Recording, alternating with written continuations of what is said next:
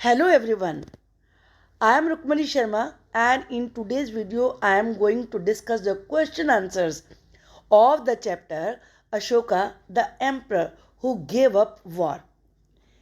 इस वीडियो में मैंने इस चैप्टर के सभी प्रकार के क्वेश्चंस को डिस्कस किया है जिसमें कि long answer type questions, short question answers, very short question answers discuss किए हैं और एंड में स्टूडेंट्स के लिए ताकि वो समझ सके कि उन्हें लेसन अच्छी तरह समझ में आ गया है, एमसीक्यूज दिए हैं जिन्हें वो खुद देख सकते हैं और समझ सकते हैं कि उनकी लेसन की अंडरस्टैंडिंग कैसी रही है।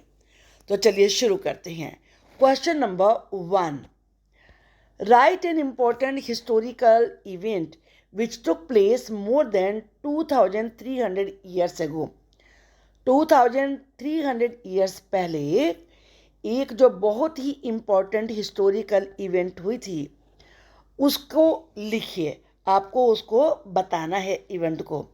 ये इवेंट थी Mauryan empire began more than 2300 years ago. तो इसका आंसर क्या हुआ? Mauryan empire. Question number 2, name the countries where Ashokan inscriptions have been found। उन कंट्रीज के नेम बताइए जहां पर अशोक के द्वारा लिखाए गए इंस्क्रिप्शन मिले हैं। इनमें से हैं अफगानिस्तान, आज इसे अफगानिस्तान कहते हैं, Pakistan, India, Sri Lanka, Syria, Egypt और Greece. Name the Indian states which were outside the Mauryan Empire during the reign of Ashoka। Rain का मतलब होता है राज्यकाल। उन इंडियन स्टेट्स के नाम बताइए जो कि अशोका के राज्यकाल में मौर्यन अंपायर से, अंपायर का मतलब होता है साम्राज्य से बाहर थे, यानी कि उसमें शामिल नहीं थे।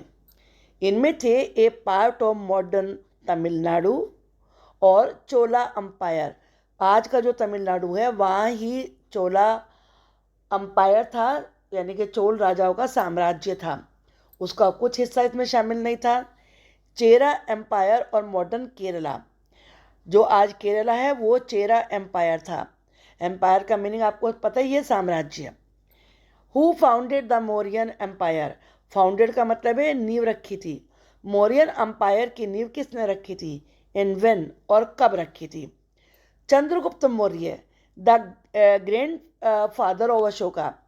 चंद्रगुप्त मौर्य जो कि अशोक के ग्रैंड फादर थे, फाउंडेड द मौर्यन एम्पायर, उन्होंने मौर्यन एम्पायर की नींव रखी थी। He did so more than 2300 years एगो। उन्होंने ये नींव 2300 ईयर्स पहले रखी थी। Who supported Chandragupta. चंद्रगुप्त को किसने सपोर्ट किया था? Chandragupta was supported by a wise man. Chandragupta को एक बहुत ही बुद्धिमान व्यक्ति ने सपोर्ट किया था जिसका नाम था चाणक्य, जिन्हें कि कौटिल्य भी कहते थे। हु रोट अर्थशास्त्र। अर्थशास्त्र एक बुक है फेमस, इसको किसने लिखा था? चाणक्य ने लिखा था, जिनका भी जिक्र किया है। चाणक्य, जिन्हें कौटिल्य भी कहते थे, wrote Arthashastra. What were written down in Arthashastra. Arthashastra में क्या लिखा गया है? Many of Chanakya ideas were written down in Arthashastra. Chanakya के बहुत सारे आइडियाज इसमें लिखे हुए हैं, जिसे चाणक्य नीति भी कहते हैं। Explain the meaning of word dynasty. Dynasty word का मीनिंग बताइए। Dynasty, when members of the same family become rulers. जब एक ही फैमिली के, यानी कि सेम फैमिली के मेंबर्स रूलर बनते चले जाते हैं, वन आफ्टर अनदर, एक के बाद एक, the family is generally called a dynasty. तो उस फैमिली को डायनेस्टी कहते हैं। For example the Mauryan dynasty. Mauryan dynasty, पहले चंद्रगुप्त मौर्य हुए, फिर बिंबिसार हुए, फिर अशोका हुए थे। इस प्रकार से ये मौर्यन डायनेस्टी बन गई। और the Gupta dynasty. Right the names of 3 rulers of Mauryan dynasty. Mauryan dynasty के 3 रूलर्स के नाम बताने हैं आपको। चंद्रगुप्त मौर्य, बिंदुसार और फिर Ashoka. Right the name of the Mauryan capital. जो मौर्यन साम्राज्य की कैपिटल थी उसका नेम लिखना है। वो थी पाटलिपुत्र, जिसे आज बिहार कहते हैं। Make a list of important cities of the Mauryan empire. Mauryan empire की जो इम्पोर्टेंट सिटीज़ थी उनके नेम आपको यहाँ पर लिखने हैं। पाटलिपुत्र जो कि कैपिटल टाउन था, तक्षशिला, और थर्ड था Ujjain. How is an empire different from other kingdoms. Empire यानी कि साम्राज्य किंगडम से कैसे अलग होता है। Differences between an empire and other kingdoms. Empire और दूसरे राज्यों के बीच में क्या फ़र्क होता है। Number 1, emperors need more resources. जो एम्परर होते हैं, अब एम्परर किसे कहते हैं, किंग ऑफ किंग्स, यानी कि जो राजाओं का भी राजा हो वो एम्परर कहलाता है। इसे हिंदी में सम्राट या बादशाह कहते हैं, उर्दू में बादशाह कहते हैं। तो उन्हें ज़्यादा रिसोर्सेज की ज़रूरत होती है than the kings as empire are larger, क्योंकि जो एम्पायर्स होते हैं वो ज़्यादा बड़े होते हैं। इंक्लूडिंग सेवरल किंगडम, उनमें कई सारी किंगडम शामिल होती हैं।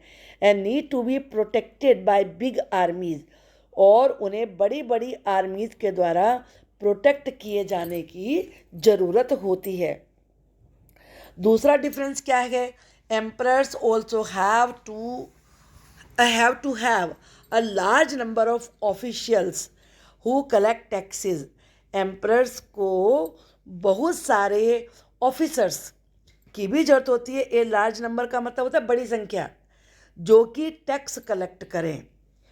Next question, who was Megasthenes. Megasthenes कौन था, इसको क्या बोलेंगे, Megasthenes. Write one reason for which he is known even today. एक रीजन दीजिए जिसकी वजह से उसे आज भी जाना जाता है। नोन का मतलब है फेमस, जिसकी वजह से वो आज भी फेमस है। Megasthenes was an ambassador.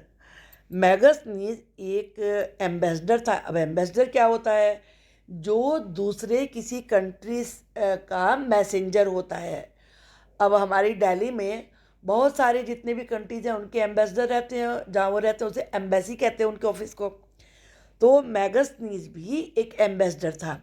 Who was sent to the court of Chandragupta, जिसे कि चंद्रगुप्त के दरबार में भेजा गया था। किसके द्वारा, by the Greek ruler of West Asia. West Asia के एक ग्रीक रूलर के द्वारा, जिसका नाम था Seleucus Nicator. Reason of popularity. Popularity का मतलब होता है बहुत ज़्यादा लोकप्रिय होना। उसका क्या कारण था। Megasthenes wrote an account. Account का मतलब होता है वर्णन, विवरण, कुछ भी कह सकते हैं, डिस्क्रिप्शन। मैगस्थनीज ने वर्णन लिखा अबाउट व्हाट ही सॉ। जो भी कुछ उसने इंडिया में देखा था वो सब लिखा उसने। He description got the form of a book. और जो उसका डिस्क्रिप्शन था, वर्णन था, वो एक बुक की शक्ल में आ गया, जिस बुक का नाम है इंडिका। एंटाइटल्ड का मतलब होता है नेम्ड, जिसका टाइटल है इंडिका। नावेडेज, नावेडेज कहते हैं आजकल। This book does not exist in its original form. ये बुक अपनी ओरिजिनल फॉर्म में मौजूद नहीं है। Write an important event. Event का मतलब होता है घटना। इम्पोर्टेंट घटना बताइए related with the following dates. यहाँ कुछ डेट्स लिखी हैं, उनके बारे में आपको बताना है कि कौन सी डेट किससे संबंधित है। तो चलिए देखते हैं। अब यहाँ पर जो सब इसमें जो डेट लिखी है, इसने लिखा फॉलोइंग डेट। डेट लिखी है मोर देन 2300 ईयर्स अगो, यानी कि 2300 ईयर्स पहले से ज़्यादा के पहले में कोई घटना हुई उसको बताइए। This date is related with the beginning of the Mauryan empire. ये डेट मौर्यन एम्पायर के शुरू होने से संबंधित है। Why are the following dates important. अब यहाँ कुछ डेट दी हैं, तो ये डेट्स इम्पोर्टेंट क्यों हैं। चलिए इनको तो हम आंसर के साथ ही देखते हैं। 327 से 26 BC तक अलेक्जेंडर इन्वेडेड इंडिया। अलेक्जेंडर, जिसे सिकंदर भी कहते हैं, इसने इंडिया पर आक्रमण किया था, अटैक किया था 323 BC। इस BC का मतलब आप समझते हैं ना, बिफोर क्राइस्ट। जो आज हम 2022 पढ़ते हैं, ये AD कहलाता है, after death of Jesus Christ. जो उनके जन्म से पहले के ईयर होते हैं उन्हें BC लिखा जाता है, यानी कि बिफोर क्राइस्ट। तो ये आप समझिए कि जब जीरो से अगर मान लीजिए शुरू हुए हैं, ये 0 साल है, और आज हम जहाँ रह रहे हैं ये 2022 हो गया, तो इससे पहले की जो काउंटिंग करते हैं ये कहलाती है BC और ये कहलाती है AD। तो यहाँ इसमें तो 0 से तो 1 2 यहाँ से शुरू हुआ है, लेकिन जब इधर से 1 2 3 शुरू होगा तो जितना ज़्यादा बढ़ता चला जाएगा उतना वो पुराना ईयर होता चला जाएगा। अब चलिए खैर देखते हैं 323 BC में क्या हुआ था। उस BC में अलेक्जेंडर की डेथ हो गई थी। पास्ट अवे का मतलब है डेथ हो जाना। 321 BC में क्या हुआ? Chandragupta Maurya set up the Mauryan empire. Chandragupta Maurya ने मौर्यन साम्राज्य की स्थापना की थी। एम्पायर का मतलब साम्राज्य। 305 BC में क्या हुआ था? Chandragupta Maurya defeated Seleucus. चंद्रगुप्त मौर्य ने सेल्यूकस को हराया था। सेल्यूकस निकेटर, जिसने फिर अपने एम्बेसडर मेगास्थनीज को भेजा था। 269 BC में क्या हुआ था? Ashoka came on the throne. Throne का मतलब होता है सिंहासन। अशोक सिंहासन पर बैठे थे। 260 BC में क्या हुआ था? War of Kalinga took place. जो कलिंगा वार है वो हुआ था। कलिंगा जो आजकल का उड़ीसा है, coastal Orissa. 185 BC fall of the Mauryan empire. 185 BC से मौर्यन साम्राज्य का पतन शुरू होने लगा था। Which important event took place in China about 2400 years ago. 2400 years पहले चाइना में कौन सी इम्पोर्टेंट घटना हुई थी? इवेंट का मतलब होता है घटना।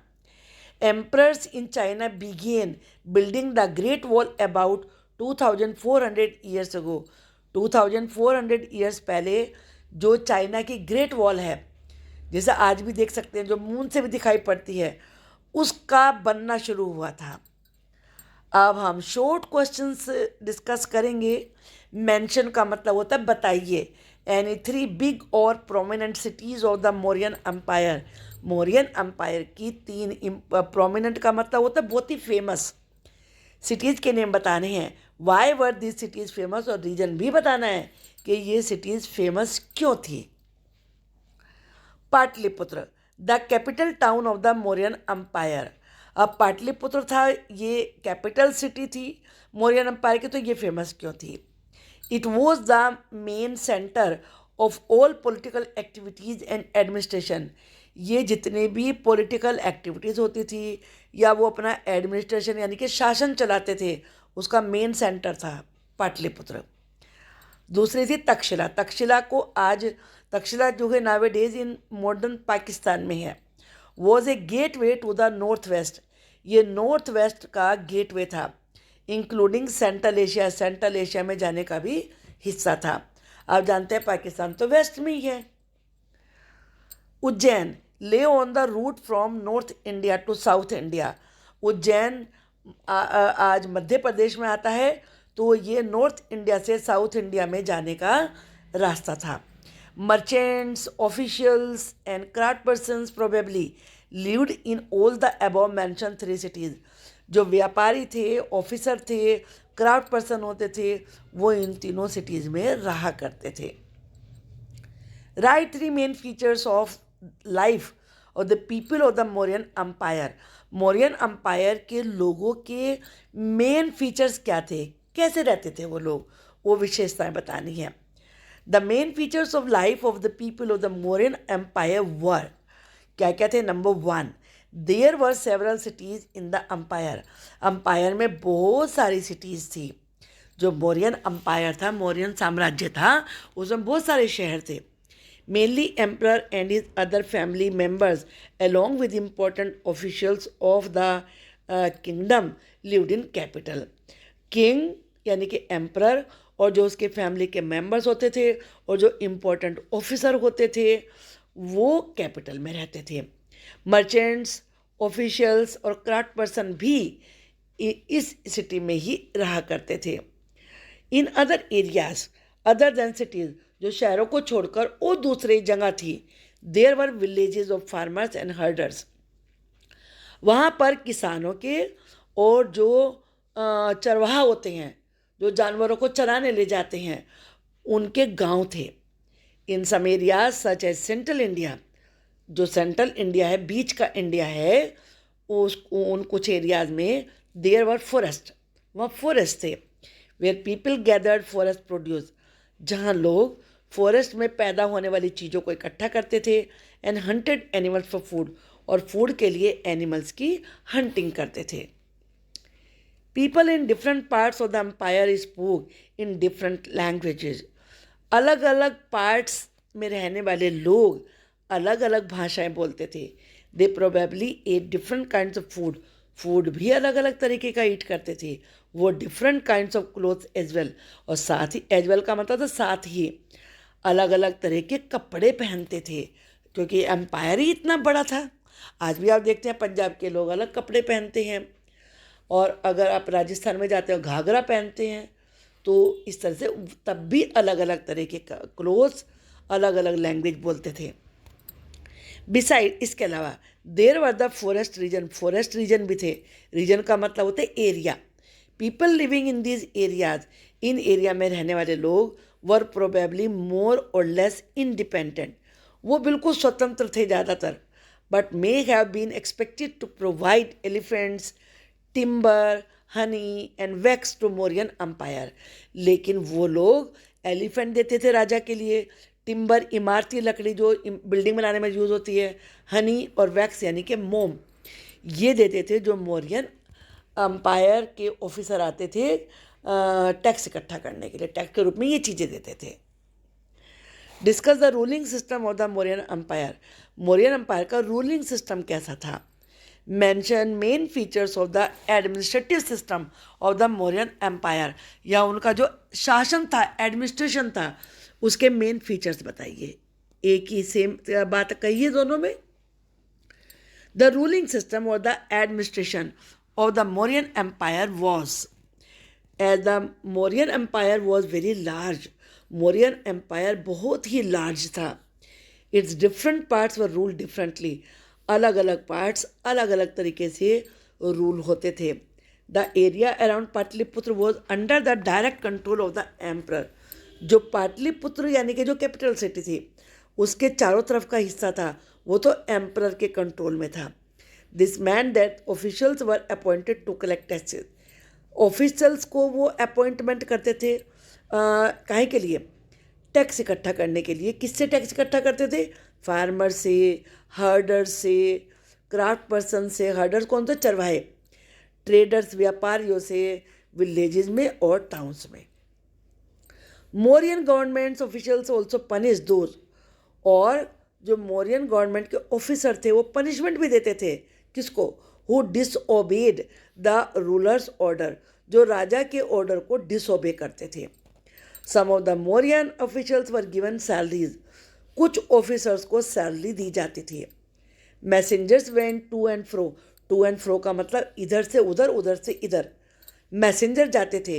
एंड स्पाइज, स्पाइज कहते हैं जो जासूसी करती हैं. Captive watch on the officers, वो ऑफिसर्स पे निगरानी रखते थे, जासूस लोग. The Mauryan emperor supervise all officials, और जो मौर्यन एम्परर था वो खुद सारे ऑफिसर्स को सुपरवाइज करते थे. Species, ambassadors etcetera. स्पाई, जो स्पाइज होते थे और एम्बेसडर होते थे, probably with the help of members of the royal family, royal family की मेंबर्स की हेल्प से और सीनियर मिनिस्टर की हेल्प से. Right 3 or 4 sentences about provinces and the administration of the Mauryan empire. Mauryan empire के शासन के बारे में और वहाँ के प्रोविंस के बारे में 3-4 सेंटेंस लिखिए. There were several provinces in the Mauryan empire. एक तो बहुत सारे प्रोविंसेस थे मौर्यन एम्पायर में. Each province were ruled from a provincial capital such as Takshashila और उज्जैन. हर प्रोविंस को एक कैपिटल प्रोविंस से रूल किया जाता था, जैसे कि तक्षशिला या फिर Ujjain. Although there was some amount of control from the Pataliputra. Pataliputra जहाँ पे एम्परर रहते थे उसका भी कंट्रोल होता था. And royal princes were often sent to provinces as governors. और जो रॉयल यानी कि राजकुमार होते थे उनको गवर्नर के रूप में भेजा जाता था. In provinces local customs and rules were probably followed. और प्रोविंसेस में जो लोकल रीति रिवाज होते थे, रूल्स होते थे, उनको फॉलो करते थे. Why was control of roads and rivers considered important during the Mauryan age. Mauryan age में रोड्स और रिवर्स के ऊपर कंट्रोल इम्पोर्टेंट क्यों माना जाता था? The Mauryas tried to control roads and rivers. These were important for transport. Transport के लिए वो इम्पोर्टेंट थी. And to collect whatever resources were available as tax. इसलिए भी इम्पोर्टेंट थी कि टैक्स के रूप में जो भी कोई चीज़ें दी जा रही हैं उन्हें कलेक्ट करें, या ट्रिब्यूट के रूप में, भेंट जो देते हैं उसके रूप में. फॉर एग्जाम्पल द अर्थशास्त्र, the famous literary work of Kautilya और चाणक्य, जो चाणक्य की लिखी हुई बुक है, टेल्स, ये बताती है that the north waste was important for blankets, कि जो नॉर्थ वेस्ट का एरिया था वो ब्लैंकेट के लिए इम्पोर्टेंट था. साउथ इंडिया गोल्ड के लिए और जो कीमती हीरे जवाहर होते हैं उनके लिए. Explain the following terms. सबसे पहले हम देखते हैं ट्रिब्यूट किसे कहते हैं. अनलाइक टैक्सेस, ये टैक्स की तरह नहीं था. Which were collected on a regular basis, जिन्हें रेगुलरली कलेक्ट करते थे. Tribute was collected as and when it was possible from people who gave a variety of things more or less willingly. कि उसे वो तब दिया जाता था जब लोग अपनी मर्जी से कोई चीज़ राजा को देना चाहते थे. द ब्राह्मी स्क्रिप्ट, ये क्या थी? The most of the modern Indian scripts have developed from the Brahmi script. आजकल की जितनी भी स्क्रिप्ट हैं वो ब्राह्मी स्क्रिप्ट से ही बनी हैं, उससे निकली हैं. Who was the most famous ruler of the Mauryan dynasty. Mauryan dynasty का सबसे फेमस रूलर कौन था? How did he try to teach his message to the people. उसने लोगों को अपना मैसेज पढ़ाने की कोशिश कैसे की? The most famous Mauryan ruler was Ashoka. Ashoka was the first ruler था who try to teach his message to the people, जिसने अपने मैसेज को पढ़ाने की, सिखाने की कोशिश करी. कैसे? Through inscriptions. The most of Ashoka's inscription were written in Prakrit. और जो अशोका के ज़्यादातर इंस्क्रिप्शन है, जो पत्थरों पे लिखी हुई चीज़ें, बातें हैं, वो प्राकृत भाषा में लिखी हैं. अब हम कुछ लॉन्ग क्वेश्चन देखेंगे. Describe in your own words what Megasthenes had written about the Mauryan empire and about the capital city of the Mauryan empire. Megasthenes ने एम्परर के बारे में और मौर्यन कैपिटल सिटी के बारे में क्या लिखा वो बताइए. Here is a part of Megasthenes' description about the Mauryan Empire and the capital city. पहले हम emperor के बारे में पढ़ेंगे. The occasion on which the emperor appears in public are celebrated with grand royal processions. Procession कहते हैं जुलूस. जब विशेष मौके पर एम्परर पब्लिक में जाते थे तो बहुत बड़ा जुलूस निकलता था. He is carried in A golden पालकी. उसे सोने की पालकी में लेके जाते थे. किसको? बादशाह को, एम्परर को. Emperor guards road elephants. Emperor के जो गार्ड होते थे वो एलिफेंट पे बैठकर चलते थे, जो कि गोल्ड और सिल्वर से सजे हुए होते थे. Some of the guards carry trees on which. कुछ गार्ड तो ट्री लेके चलते थे जिन पे जो जीवित बर्ड्स हैं वो होती थी, including a flock of trained parrots. और उन पे ट्रेनिंग दिए हुए पैरट का झुंड होता था, circled about the head of the emperor, जो एम्परर के सिर के ऊपर चक्कर काटता रहता था. द किंग और the emperor was normally surrounded by armed women. King के चारों तरफ जो हथियार लिए हुए वुमेन होती थी उनका घेरा होता था. ही वॉज अफ्रेड, उसे डर रहता था that someone might try to kill him, कि कहीं उसे कोई मारने की कोशिश ना करे. The emperor had special servant to test the food before he ate. Emperor के स्पेशल सर्वेंट थे जो कि उसके खाने से पहले फूड को टेस्ट करते थे. He never slept in the same bedroom for 2 nights, और सेम बेडरूम में वो 2 रात से ज़्यादा सोता ही नहीं था। अब है कैपिटल सिटी के बारे में। The capital city of the Mauryan empire was Pataliputra. Pataliputra थी कैपिटल सिटी, जिसे आज पटना कहते हैं। It was a large and beautiful city, ये बहुत ही बड़ी ब्यूटीफुल सिटी थी। It was surrounded by a massive wall, बहुत बड़ी दीवार से घिरी हुई थी ये। इट हैड 570 टावर्स, इसमें 570 तो टावर थे और 64 गेट थे उसके। The houses of capital city of 2 और 3 स्टोरी, सारे घर ज़्यादातर वहाँ पे 2 या 3 मंजिलों वाले थे। वर बिल्ट फ्रॉम वुड, लकड़ी के बने थे और मड की ब्रिक्स के बने हुए थे। द एम्परर्स पैलेस, पैलेस का मतलब महल, वॉज मेड ऑफ वुड, लकड़ी का बना हुआ था, and decorated with stone carvings, और स्टोन की खुदाई से सजा हुआ था। It was surrounded with gardens, चारों तरफ बाग बगीचों से घिरा हुआ था। एंड एंक्लोजर्स फॉर कीपिंग बर्ड्स, और बर्ड्स को रखने के लिए एंक्लोजर थे, यानी कि जगह बनी हुई थी। Discuss Ashoka's war in Kalinga, Kalinga का वार बहुत ही फेमस था, तो इसको डिस्कस करना है यहाँ पर। इसके मेन फीचर्स हमें डिस्कस करने हैं। Ashoka's war in Kalinga, Kalinga is the ancient name of coastal Orissa. पहले तो ये जान लीजिए, जो कोस्टल उड़ीसा है यानी कि समुद्र की साइड वाला उड़ीसा, वो पहले कलिंगा नाम था उसका। Ashoka fought a war to conquer Kalinga, Kalinga को जीतने के लिए अशोका ने वॉर किया, युद्ध किया। About a lakh and a half people were captured, 1.5 lakh लोगों को पकड़ लिया गया, कैप्चर कर लिया। More than a lakh of people were killed, और 1 लाख से ज़्यादा तो मारे गए थे। He conquered Kalinga after 8 years, 8 साल के बाद उसने कॉन्कर्ड का मतलब जीत लेना, कलिंगा को जीत लिया। In this way he became the emperor of almost whole of India, और इस प्रकार से अशोका पूरे इंडिया का एम्परर बन गया था। अब इम्पैक्ट क्या हुआ, इम्पैक्ट कहते हैं प्रभाव। अशोका के वार का कलिंगा पे प्रभाव क्या हुआ। अशोका वॉज वेरी होरीफाइड, होरीफाइड का मतलब बहुत ज़्यादा डर जाना।